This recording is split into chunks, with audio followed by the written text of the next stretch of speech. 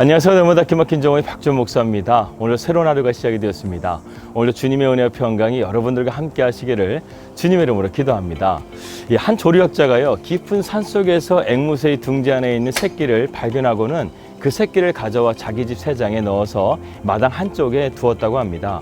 그는 이렇게 생각했죠. 이제는 매일 아침마다 이 앵무새의 아름다운 노래를 들으면서 지낼 수가 있겠구나, 이렇게 생각하면서 되게 기뻐했다고 합니다. 그런데 며칠이 지나자 이 어미 앵무새가 나타난 거예요. 그리고는 그 어미 앵무새가 새끼에게 부지런히 먹이를 먹여 주었다고 합니다. 근데 며칠 지나자 그 새장 안에 있었던 그 앵무새가 갑자기 죽어버린 거예요. 이 조류학자는 이 새끼 앵무새가 죽은 사인을 분석하고 소름이 돋았다고 합니다. 왜냐하면 알고 보니까 이 어미 앵무새는 새끼 앵무새에게 계속해서 독과일을 먹인 것이죠. 어미 새는 자신의 새끼가 이 새장 안에 있는 것을 참아 보지 못해서 빨리 죽게 한 것이라는 겁니다. 그래서 매일 독과일을 먹이면서 새끼를 죽였던 것이죠. 새는 자연 속에 있어야 자유로운데 그렇지 못하자 어미 새는 참아 보지 못하고 죽게 한 것입니다. 사람도 마찬가지가 아닐까 생각이 듭니다. 진리 안에 거하는 사람만이 진정한 자유를 누릴 수가 있다는 것이죠. 그래서 성경은 이렇게 말합니다. 진리가 너희를 자유케 하리라. 우리 날마다 기막힌 정오 식구들에게도요, 이런 진리의 자유함을 입어서 오늘도 믿음으로 승리하며 나아갈 수 있는 우리 날마다 기막힌 정오 식구들 되시기를 주님의 이름으로 기도합니다. 2022년 2월 16일 날마다 기막힌 정오 시작합니다.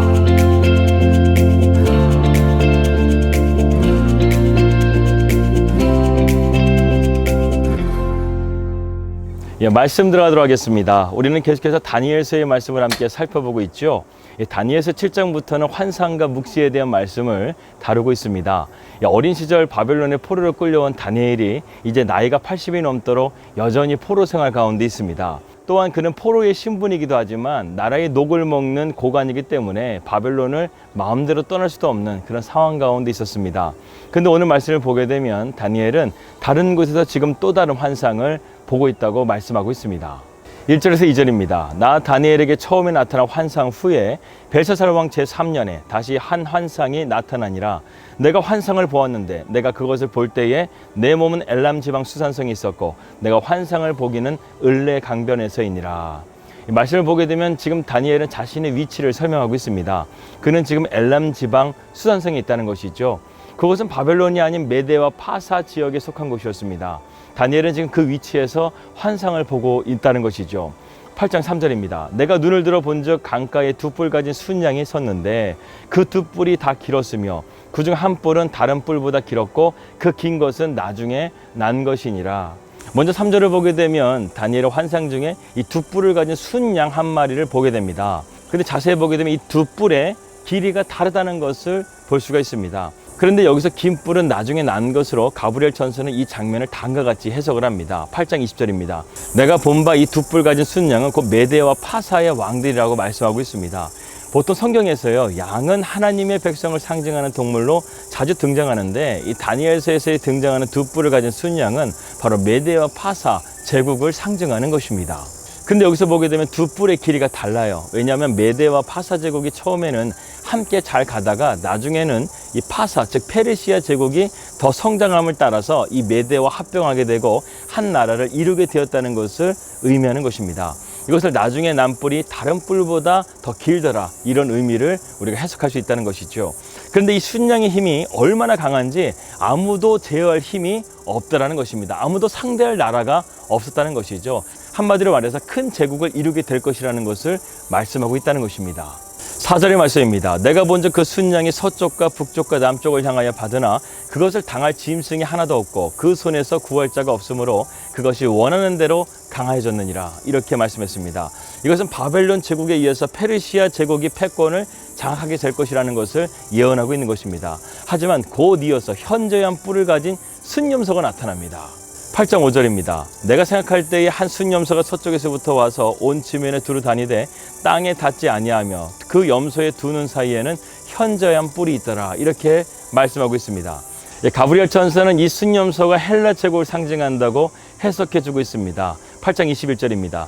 털이 많은 순염소는 곧 헬라의 왕이요 그의 두 눈 사이에 있는 큰 뿔은 곧 그 첫째 왕이라. 이렇게 말씀하고 있습니다. 이 말씀처럼 메대와 파사 제국이요 헬라 제국에 의해서 무너지게 된다는 것을 예언해주고 있습니다.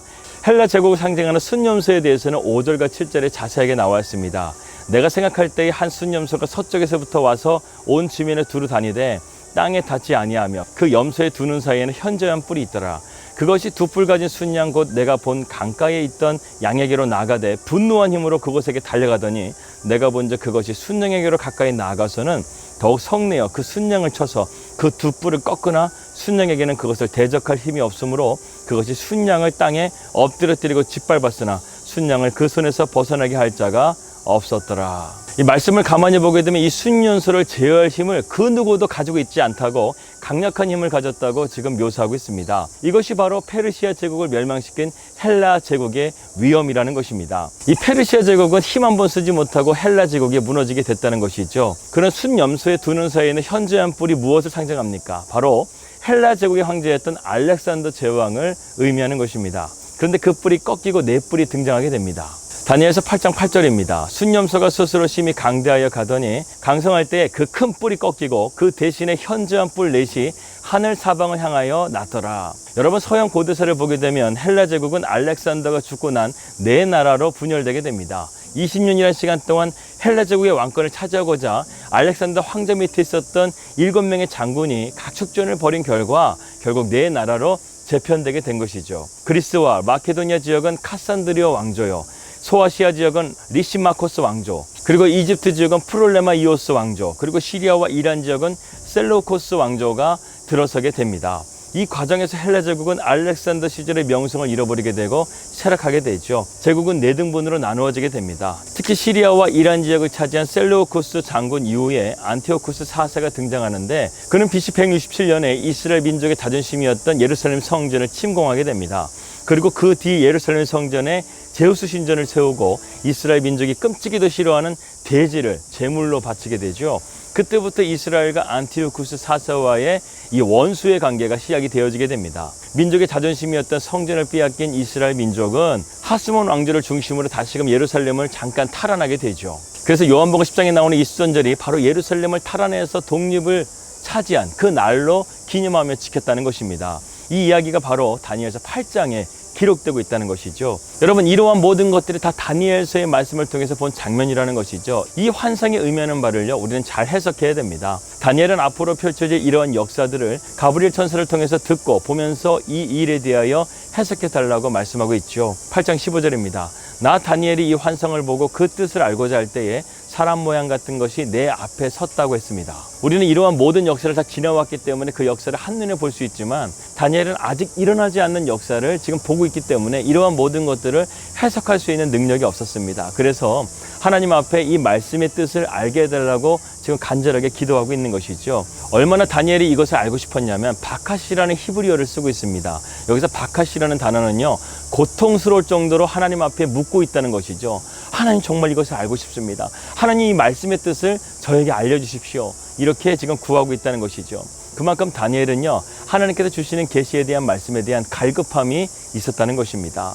우리도 하나님의 말씀을 대할 때 이런 바카시에 대한 마음이 필요하다는 것입니다. 하나님의 뜻을 알고 하나님의 꿈을 붙들기 위해서 치열하게 이런 말씀을 몰입해야 된다는 것이죠. 그래서 바울도 에베소서 6장에서 이렇게 말했습니다. 모든 기도와 간구를 하되 항상 성령 안에서 기도하고 이를 위하여 깨어 구하기를 항상 힘쓰며 여러 성들을 위해서 구하라. 또 나를 위하여 구할 것은 내게 말씀을 주사 나로 입을 열어 복음의 비밀을 담대하게 알리게 해달라. 이렇게 바울은 기도해달라고 요청을 했습니다. 바울은 자신의 안위를 위해서 기도해달라고 요청하지 않았어요. 그의 마음은 언제나 하나님의 진리의 말씀 가운데 불붙게 해달라고 지금 기도하고 있는 것입니다. 그래서 이 불붙는 말씀으로 이성적인 지식이 아니라 살아있는 하나님의 말씀을 증거하게 해달라고 지금 바울은 기도의 요청을 하고 있는 것입니다. 저도 마찬가지입니다. 우리 날마다 기막힌 종교 식구들도요, 제가요, 정말 다른 것이 아니라 하나님의 진리에 불붙게 해달라고 기도해 주십시오. 이 말도 통하지 않는 이방 땅에서 저희가 있으면서 오직 붙들 것은요, 복음밖에 없다는 것입니다. 이 복음의 비밀을 깨달아서 하나님의 깊이와 넓이와 높이와 길이를 더욱더 확장시켜서 하나님의 복음을 담대하게 전할 수 있는 이 박중현 목사가 될 수 있도록 중보해 주시기를 기도합니다. 또한 저희 날마다 기막힌 정우 식구들도 이러한 삶이 되시기를 주님의 이름으로 기도합니다. 여러분, 또한 우리가 말씀을 아는 것으로 그쳐서는 안 됩니다. 말씀을 깨달았으면 그것을 전해야 되죠.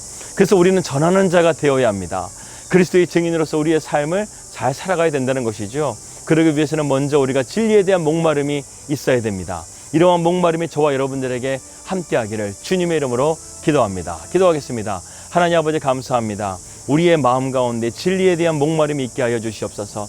내 상황과 내 환경을 바라보는 것이 아니라 먼저 그의 나라와 그의 의를 바라봄을 통해서 이 모든 것들을 우리에게 더해 주시는 하나님을 바라보게 하여 주시옵소서. 너희는 무엇을 먹을까, 무엇을 입을까, 무엇을 마실까 염려하지 마라. 하늘에 하나님께서 너희에게 이 모든 것이 있어야 될 줄을 다 아시느니라.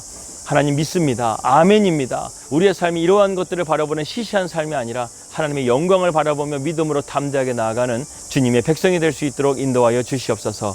예수님의 이름으로 기도하였습니다. 아멘. 오늘 하나님의 진리를 붙들고 영광스럽게 살아갈 수 있는 우리 사랑하는 날마다 기막힌 정원 식구들 되시기를 주님의 이름으로 기도합니다. 평안한 하루 되시고요. 저는 내일 뵙도록 하겠습니다. 우리 믿음으로 승리합시다. 할렐루야.